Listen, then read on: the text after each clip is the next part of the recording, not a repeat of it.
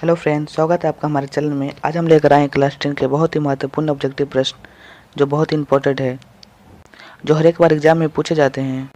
अगर आप भी 10 का एग्जाम दे रहे हैं तो इस वीडियो को बिना स्किप किए पूरा लास्ट तक जरूर देखें ताकि आपको एक भी क्वेश्चन मिस ना हो।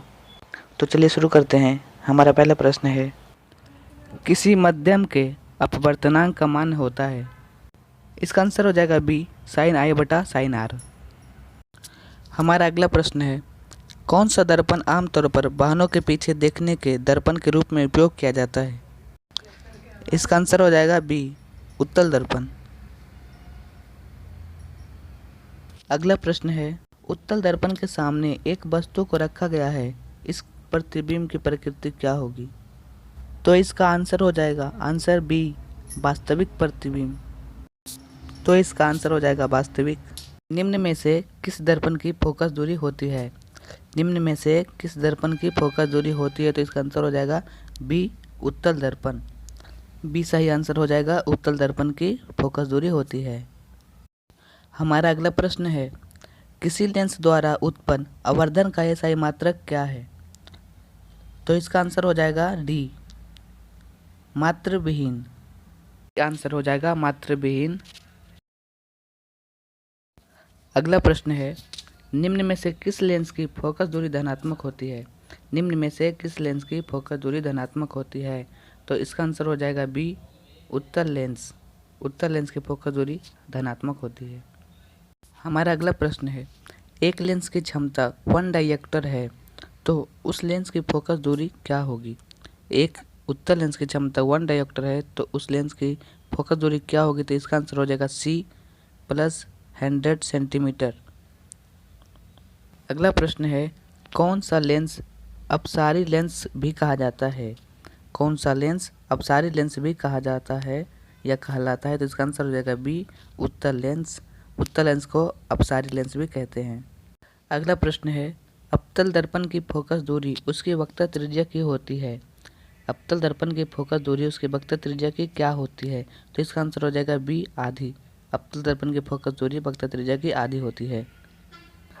अगला प्रश्न, प्रतिबिंब का आकार हमेशा वस्तु के बराबर है तो दर्पण होगा। उत्तल, अवतल, समतल या समतल उत्तल। समतल सी आंसर हो जाएगा। अगला प्रश्न है, लेंस की मुख्य फोकस की संख्या कितनी होती है। लेंस की मुख्य फोकस की संख्या कितनी होती है। तो इसका आंसर हो जाएगा 2। Answer A, 2। अगला प्रश्न है, प्रकाश की किरणें गमन करती है। प्रकाश की किरणें कैसे गमन करती है। तो इसका आंसर हो जाएगा ए, सीधी सरल रेखा में। अगला प्रश्न है, आवर्धन का एसआई मात्रक है। इसका आंसर हो जाएगा डी, कोई नहीं। अगला प्रश्न है, नेत्र में प्रवेश करने वाली प्रकाश की किरणें का अधिकांश अपवर्तन होता है। तो इसका आंसर हो जाएगा सी, कॉर्निया के बाहरी पृष्ठ पर। अगला प्रश्न है, दीर्घ दृष्टि के निवारण के लिए उपयोग किया जाता है। इसका आंसर हो जाएगा बी, उत्तल लेंस। अगला प्रश्न है, किस वर्ण का या रंग का तरंगदैर्घ्य सबसे बड़ा होता है। किस रंग का तरंगदैर्घ्य सबसे बड़ा होता है। तो इसका आंसर हो जाएगा ए, लाल। लाल रंग का तरंगदैर्घ्य सबसे बड़ा होता है। अगला प्रश्न है, सामान्य नेत्र के लिए दूर बिंदु है। इसका आंसर हो जाएगा डी, अनंत। अगला प्रश्न है, किसी अंतरिक्ष यात्री को आकाश कैसा प्रतीत होता है। तो इसका आंसर हो जाएगा ए, काला। आंसर हो जाएगा ए, काला प्रतीत होता है। अगला प्रश्न है, टिंडल प्रभाव प्रकाश की कौन सी परिघटना को प्रदर्शित करता है। तो इसका आंसर हो जाएगा डी, प्रकाश का प्रकीर्णन।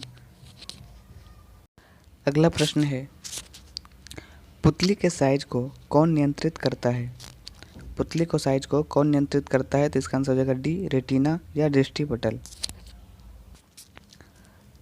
अगला प्रश्न है, एक साधारण प्रिज्म कितने सतहों से घिरा होता है। इसका आंसर हो जाएगा सी, 5 सतहों से। चलिए उसके बाद का प्रश्न देखते हैं। हमारा अगला प्रश्न है, मानव नेत्र जिस भाग पर किसी वस्तु का प्रतिबिंब बनता है वह क्या है? वह दृष्टिपटल। इसका आंसर हो जाएगा डी, दृष्टिपटल। हमारा अगला प्रश्न है, श्वेत रंग कितने रंगों के मेल से बनता है? श्वेत रंग कितने रंगों से मेल से बनता है? तो इसका आंसर हो जाएगा डी, 7 रंगों से। हमारा अगला प्रश्न है, प्रकाश के किस रंग का तरंगदैर्घ्य सबसे अधिक होता है? इसका आंसर हो जाएगा ए, बैंगनी। हमारा अगला प्रश्न है, निकट दृष्टि दोष वाले व्यक्ति के चश्मे में होता है? इसका आंसर हो जाएगा बी, अवतल लेंस। निकट दृष्टि दोष वाले व्यक्ति के चश्मे में अवतल लेंस होता है। अगला प्रश्न है कि इंद्रधनुष का बनना किस परिघटना पर आधारित है? इंद्रधनुष का बनना किस परिघटना पर आधारित है? इसका आंसर हो जाएगा सी, प्रकाश का वर्ण विक्षेपण।